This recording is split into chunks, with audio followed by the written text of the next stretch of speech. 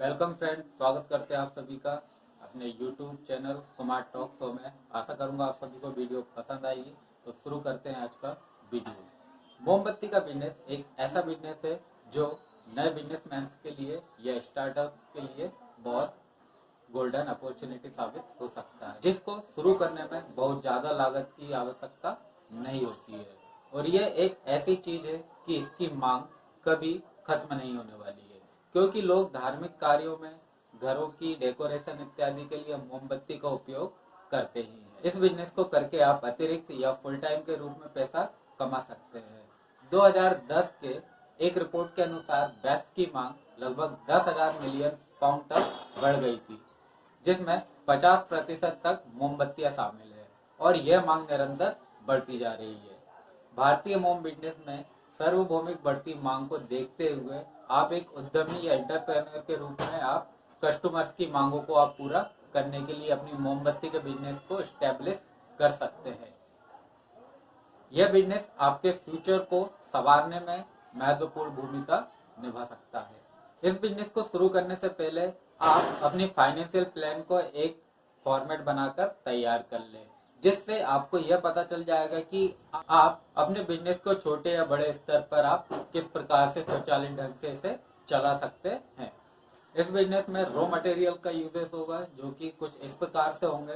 Paraffin मोम 115 रुपये पर केजी के अकॉर्डिंग रहेगा। बर्तन या पोट 250 रुपये एंड कैस्टर तेल 310 रुपये पर केजी। मोमबत्ती के लिए धागा 35 रुपीज़ पर केजी एंड कलर्स इसके लिए 85 रुपीज़ पर केजी एंड थर्मामीटर लगता है, जो कि 160 रुपीज़ का आपको अवेलेबल हो जाता है। सुगंध के लिए आप सेंट का यूज़ कर सकते हैं, जो कि आपको 250 रुपीज़ पर केजी के अकॉर्डिंग मिल जाएगा। एंड लास्ट ओवन, जो कि आपको 5000 रुपीज़ के अकॉर्डिंग आपको मिल जाएगा, जिससे एक छोटा व्यवसाय आप शुरू कर सकते हैं।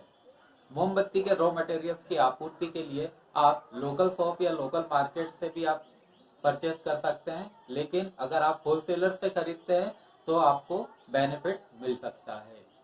होलसेलर्स आपकी डिमांड के अनुसार आपको रिक्वायर्ड क्वांटिटी प्रोवाइड करवा सकते हैं और हमेशा कैपेबल रहते हैं कि वो आपकी रिक्वायरमेंट को हमेशा पूरा कर सके। आप इस तरह से होलसेलर्स को अपने एरिया या ऑनलाइन के माध्यम से ढूंढ सकते हैं। आपको लिंक भी डिस्क्रिप्शन बॉक्स में मिल जाएगी। आप इस बिजनेस की शुरुआत अपने घर से या 12x12 के कमरे से भी शुरू कर सकते हैं। इस बिजनेस की सबसे बड़ी खासियत यह है कि इसको शुरू करने के लिए बहुत बड़े या ज़्यादा स्पेस की आवश्यकता नहीं होती है, लेकिन घर से या बड़े रूप से शुरू करने के लिए आपको इस बात का ध्यान रखने की जरूरत है कि आपके पास मोम को पिघलाने के लिए पर्याप्त स्पेस होना चाहिए। उसकी कच्ची सामग्रियों को स्टोर आप कर सकें, साथ ही मोमबत्ती को स्टोर करने की भी जगह होना चाहिए। मोमबत्ती को बनाने में लगने वाला समय इस बात पर डिपेंड करता है कि आप किस तरह से मोमबत्ती का निर्माण कर रहे हैं। अगर मशीन का इस्तेमाल कर रहे हैं तो उसकी मशीनें कितने समय में कितनी मोमबत्तियों को बनाकर तैयार कर सकती है, ये मशीन के ऊपर डिपेंड करता है। जैसे कि अगर आप सेमी ऑटोमेटिक मशीन का उपयोग कर रहे हैं तो यह मशीन 15 मिनट में 300 मोमबत्तियों का प्रोडक्शन कर सकती है। और यदि आप छोटे तौर पर घर में मोमबत्ती को बनाने की सोच रहे हैं तो मोमबत्ती को बनाने में लगे कर्मचारियों की संख्या, उनकी वर्किंग की कैपेसिटी और उस पर डिपेंड करता है कि वे कितनी देर में कितनी मोमबत्तियों को बना सकते हैं। वैसे मोमबत्ती बनाने की पूरी प्रोसेस एक व्यक्ति के द्वारा 30 से 35 मिनट में हो सकती है और सांचे की संख्या के आधार पर 90 मोमबत्तियों का निर्माण आप आसानी से कर सकते हैं। मोमबत्ती को हाथों से बनाने के लिए मोम को गर्म करके 290 डिग्री से 380 डिग्री तक पिघलाया जाता है। उसके बाद मोम को सांचे में डालकर उसे ठंडा होने देते हैं। उसमें ड्रिल मशीन या मोटे से सुई के माध्यम से धागा उसमें पिरोया जाता है। फिर इसको पैक कर आप बिक्री के लिए तैयार कर सकते हैं। अगर आप अपने बिजनेस की शुरुआत बहुत अधिक पूंजी का निवेश करते हुए नहीं करना चाहते हैं और आप बिजनेस को कम निवेश के साथ आगे बढ़ाना चाहते हैं तो आप इसको लघु तौर पर 10,000 से 50,000 रुपए तक की लागत के साथ स्टार्ट कर सकते हैं। मोमबत्ती तैयार हो चुकी है, उसके बाद बात करते हैं पैकेजिंग की। आप इसकी पैकेजिंग हाथ से और मोमबत्ती फिलिंग मशीन दोनों से कर सकते हैं।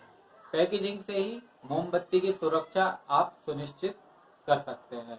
इसकी पैकेजिंग उसके आकार के अनुसार और रंगों के अनुसार आप कई सजावटी पेपर या रंगीन प्लास्टिक के माध्यम से भी कर सकते हैं। साथ ही इसको आप डिब्बों या कंटेनरों में भी आप इसे पैक कर सकते हैं।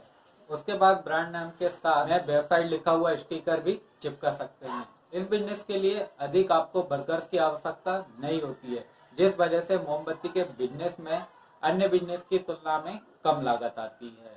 तो फ्रेंड्स, इस प्रकार से आप मोमबत्ती का बिजनेस स्टार्ट कर सकते हैं। आशा करूंगा मेरे द्वारा दी गई जानकारी आपको सही लगी होगी, पसंद आई होगी।